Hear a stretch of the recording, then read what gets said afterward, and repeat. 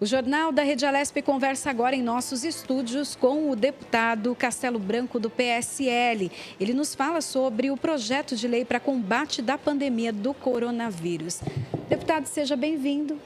Muito obrigado, boa tarde. Uma honra sempre estar com vocês aqui. A honra é nossa, sempre seja muito bem-vindo aqui.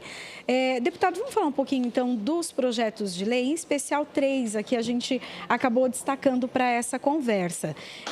Eu queria que o senhor falasse um pouco do projeto de lei 352, que é o que institui a complementação emergencial de renda e um auxílio de crédito para os caminhoneiros autônomos. Bom, primeiro destacar que a pandemia foi uma surpresa para todos. Ninguém esperava, nenhuma projeção, nenhum analista, nenhum consultor, nenhuma bola de cristal poderia prever o que aconteceu. Aconteceu de maneira rápida. Em dezembro começaram os indícios, em janeiro, em fevereiro já se tinha certeza que chegaria.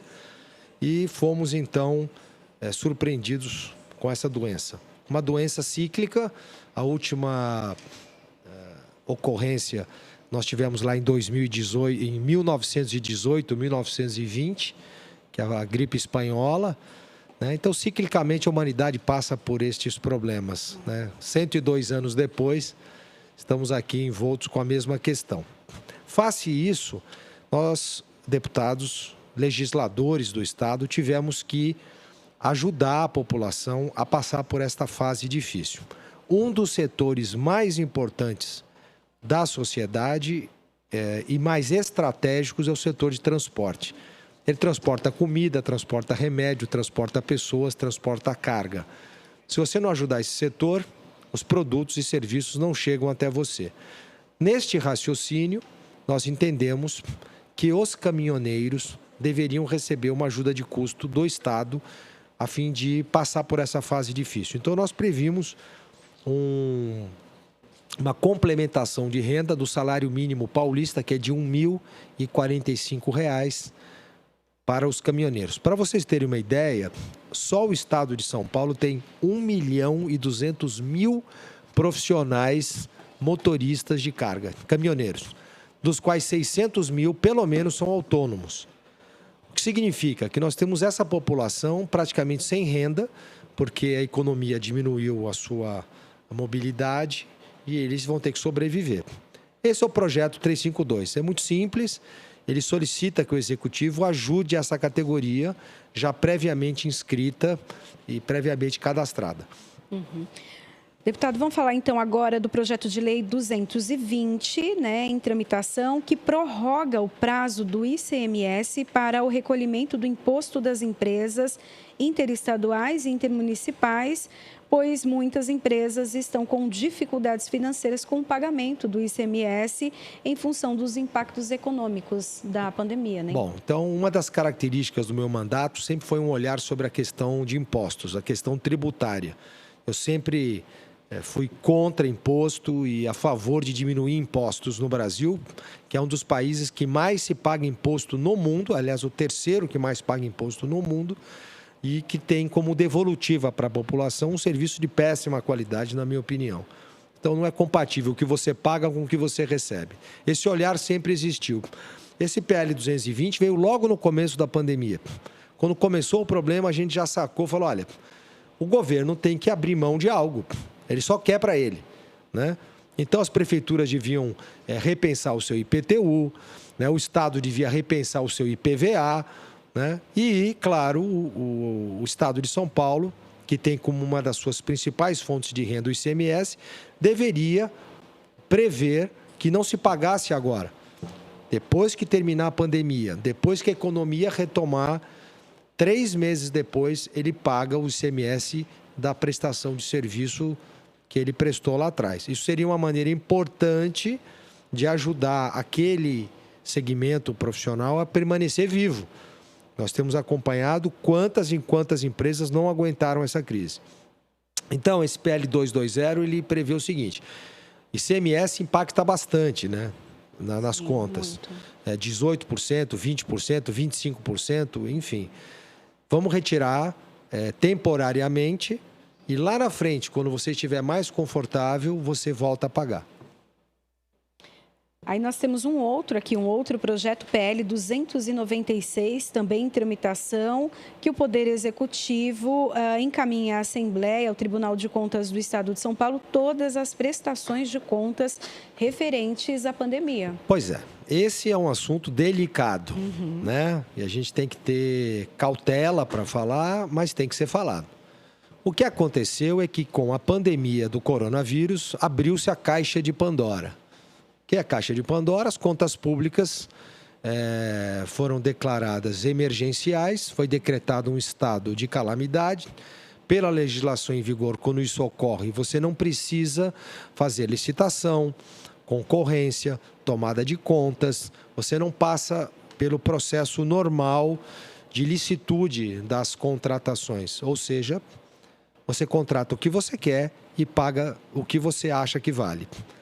E nós já temos observado, desde o início, que ocorreram uma série de improbidades administrativas nesse sentido. De boa ou de má fé, por querer ou sem querer, né, de um jeito ou de outro, isto já aconteceu. Aconteceu nos municípios e aconteceu no Estado. Eu não fui um dos primeiros, mas, de uma maneira geral, quando o problema do coronavírus apareceu, muitos deputados falaram, ok, nós vamos liberar certos fundos e vamos fazer certos aportes financeiros para o Tesouro do Estado. Então, o que significa isso numa linguagem popular? Vamos abrir o cofre para o Estado gastar. Vamos pegar fundos que estavam parados e vamos disponibilizá-los na conta corrente do governador, para ele gastar como ele quiser para resolver o problema. Mas eu, legislador, eu, deputado estadual, tenho como uma das minhas obrigações constitucionais fiscalizar as obras e a prestação de contas do governo do Estado. Então, nós queremos saber exatamente como esse dinheiro está sendo gasto.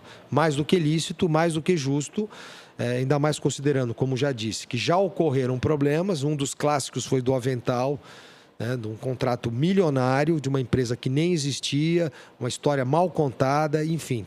Assim como esse, tivemos centenas de casos.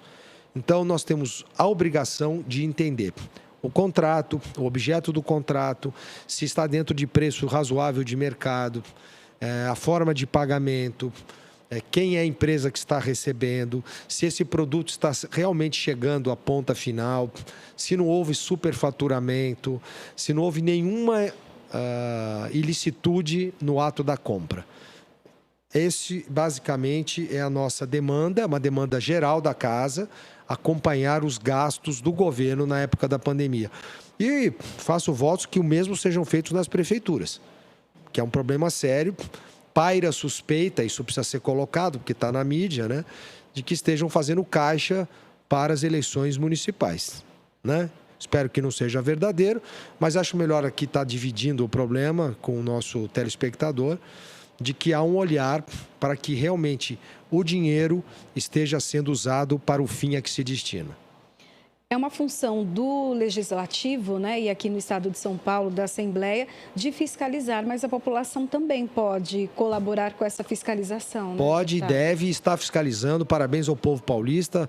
A gente tem recebido diariamente informações das cidades, dos diversos municípios, apontando irregularidades, apontando que prefeito A, B ou C não está usando dinheiro como deveria ou como poderia. É um problema municipal, eu acho que tem que ser observado realmente. E nós estamos olhando a questão das contas do Estado, que são maiores, mas que também merecem um olhar. Deputado, queria que o senhor falasse um pouco do trâmite, então, desses projetos. Em que pé está aqui na casa? Olha, o trâmite de projetos de lei na casa, eles seguem um rito processual. Para o nosso telespectador entender, não é simples e não é rápido, né? Às vezes pode demorar até um ano, às vezes mais. Tem casos de que deputados com projetos muito bons não conseguem aprová-lo em 4 anos. Ele passa por uma análise das comissões, pelo menos 3, a Comissão de Constituição e Justiça, que faz a redação final, a Comissão de Orçamento, Finanças e Planejamento, que vê se tem recursos para isso e se é lícito o gasto, quando há. E a comissão específica da área em que ele tramita. Exemplo, se é um projeto de lei na área de saúde, ele tem que passar pela Comissão de Saúde. Se ele é um projeto de lei da área de transportes, da área de educação e assim sucessivamente. Isso demora. Além disso, você tem uma série de emendas, uma série de correções, de sugestões que são feitas ao longo do processo. E, por fim, ele vai terminar lá no governo, que pode vetar ou não, e vai à votação, né? O que a Casa fez? Com muita sabedoria, reuniu todos os deputados e fizeram um pacotão de medidas julgadas necessárias para esse momento da pandemia do coronavírus. Então, todos os partidos e todos os deputados desses partidos fizeram sugestões para serem aprovadas num pacotão. Isso deve ser votado esta semana, né? Já foi votado ser passado em caráter de urgência há uns dias atrás e agora vai à votação. O meu partido, o Partido Social Liberal, PSL, através da sua liderança, fez uma série de sugestões muito técnicas, muito boas. Parabéns à liderança do partido, fez um trabalho bacana, mas infelizmente, das centenas de sugestões, nenhuma foi aceita, né? Apenas uma, de um deputado, Coronel Nishikawa, que fez uma sugestão muito boa e foi aceita. Então, uma pena. Não obstante, o pacotão proposto, que está na mão do deputado Camarinha, está para ser votado. Esperamos que, na grande maioria delas, seja aprovada, porque tem sugestões muito boas. Deputado, o senhor é da área de aviação, né? O setor de aviação já há muitos anos, e eu queria que o senhor falasse um pouco desse setor, que foi muito atingido, e falar da perspectiva de recuperação. O setor da aviação está incluído ali na área de transportes, né? O modal logístico brasileiro, aliás, mundial, hoje ele está em 5 setores, né? O marítimo, o aéreo, o ferroviário, o rodoviário e o chamado outros, né? Que vai desde bikers, de entrega de moto, até patinete, enfim, drones, enfim. Mas o transporte aéreo, sem dúvida, ocupa uma parcela significativa, principalmente o transporte aéreo de passageiros, que com a pandemia, no mundo inteiro, sofreu reveses terríveis, né? Em função da diminuição do número de passageiros. A gente espera que haja uma retomada desse segmento, que deve ser um dos primeiros a entrar em operação aí, com os cuidados devidos. Eu fui piloto militar, fui piloto civil muitos anos, tanto de avião como de helicóptero. Trabalhei na aviação comercial também, conheço bastante o segmento. Felizmente, esse ano de 2019, nós aprovamos um projeto de lei para diminuir o ICMS, Imposto sobre Circulação de Mercadorias e Serviços, dos combustíveis de aviação. Para vocês terem uma ideia, o combustível impacta cerca de 40% no mínimo nos meios de transporte, seja ele qual for. Acho que só no ferroviário que não. Nos demais, impacta muito. Na aviação, bastante mesmo.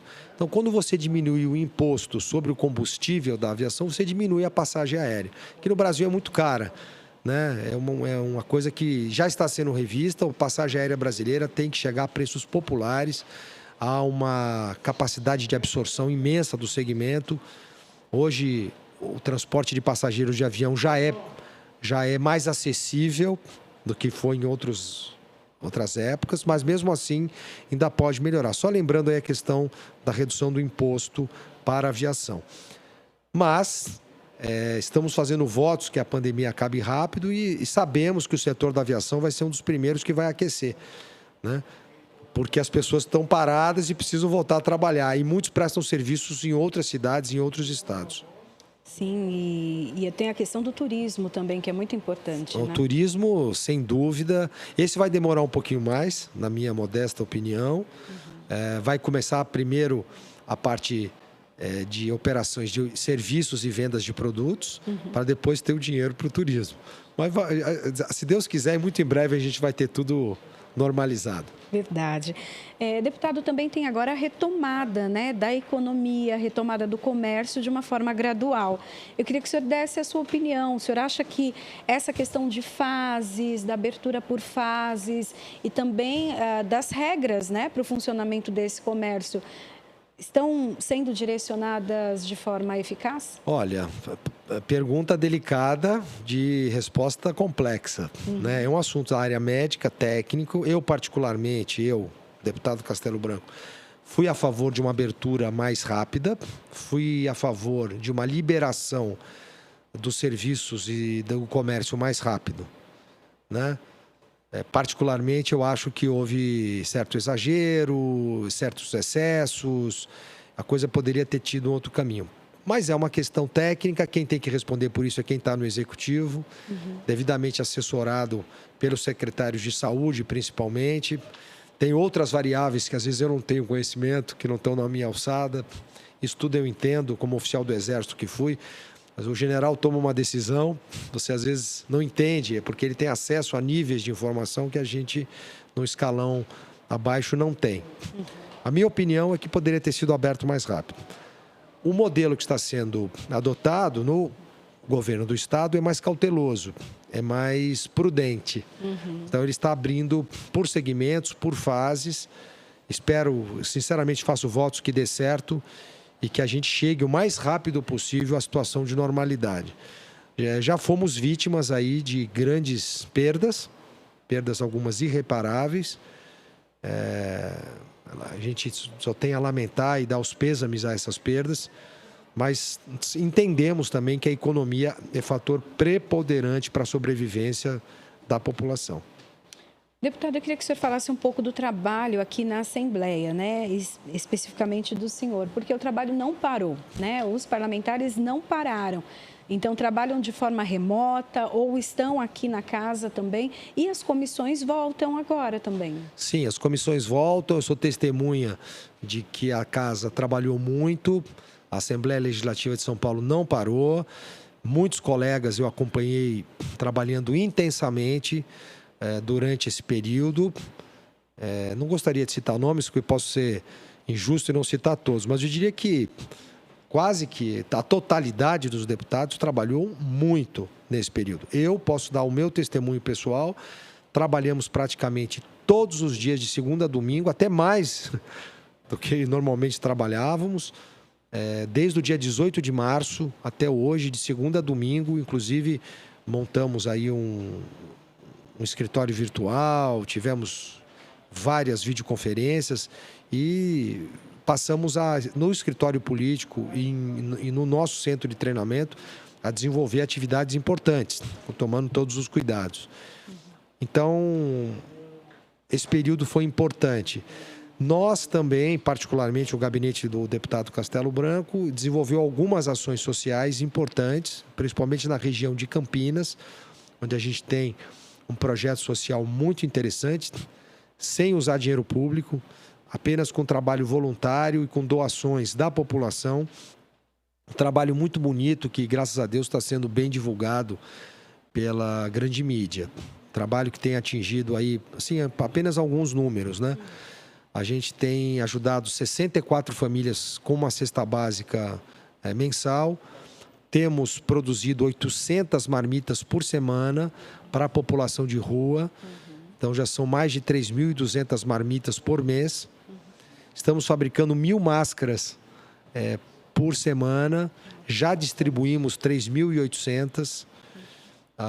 Sem contar um outro trabalho que a gente faz com crianças, adolescentes e jovens, que também não parou.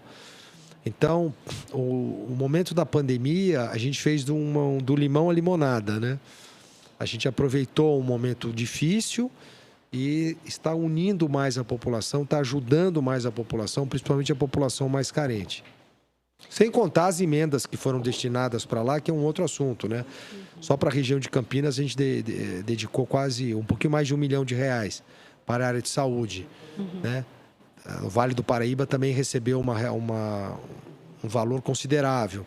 São regiões que fazem boas gestões, prefeituras que fazem boas gestões, e a gente tem certeza que o dinheiro está chegando e está indo para onde tem que ir.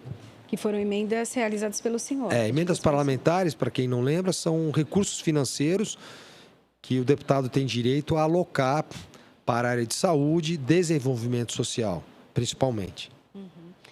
Deputado, para a gente terminar, eu queria que o senhor falasse um pouco da expectativa, então, para esse ano.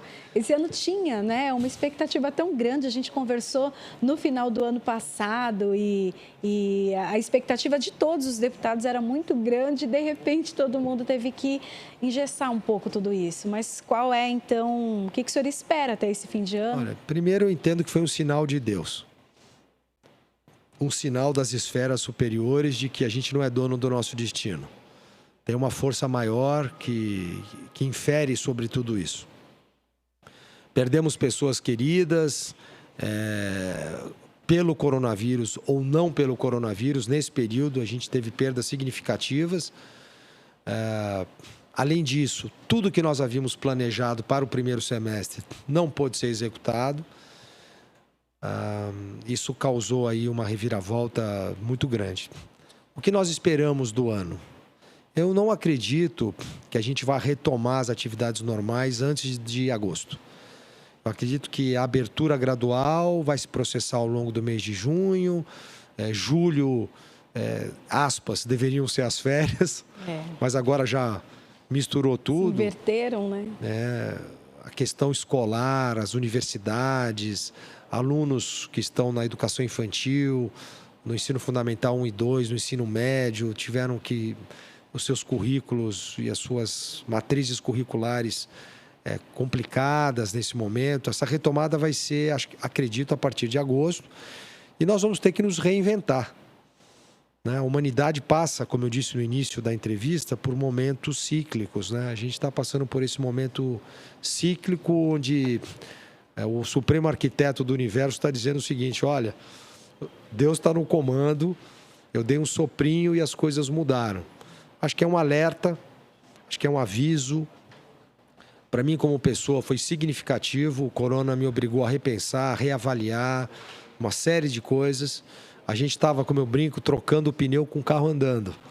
Era muito aquela loucura da vida diária. Isso nos obrigou a parar, a refletir, a repensar uma série de coisas. Acho que esse é o grande ganho, além de refletir sobre a própria existência, porque nós perdemos pessoas muito queridas, nesse período, pessoas próximas, e a gente passa a repensar a vida, como ela é fugaz, efêmera, temporária, passageira. E o que a gente vai fazer com esse período de vida que a gente ainda tem? Acho que essa é a grande mensagem. Ok, muito obrigada pela participação do senhor. Está sempre convidado para vir aqui ao Jornal da Rede Alesp e dividir com a gente conhecimento e palavras de sabedoria. Muito obrigado. Eu só tenho a agradecer. Sempre que me puderem, me convidem. Eu vou fechar, primeiro relatando o falecimento da minha tia Moema. Não foi por corona, ela já estava com outros problemas, mas é uma pessoa muito querida. Eu digo que os 4 senhores, no Apocalipse eles falam que tem os 4 cavaleiros da morte, A morte, a doença, a guerra e a fome. Então parece que esse período veio um deles, ceifando aqui. Minha tia era uma pessoa muito querida, trabalhou comigo muitos anos, uma grande educadora, um grande ser humano, deixou um legado imenso. E eu termino com uma frase do professor Henrique José de Souza, que a esperança da colheita resida na semente. A esperança da colheita vive na semente. A gente tenha plantado nesse corona boas sementes. É verdade. Obrigada. Obrigado. Meus sentimentos para o senhor e para toda a família. Obrigado. E para todos que perderam também seus entes queridos, Obrigado. Obrigada, deputado. Seja sempre bem-vindo.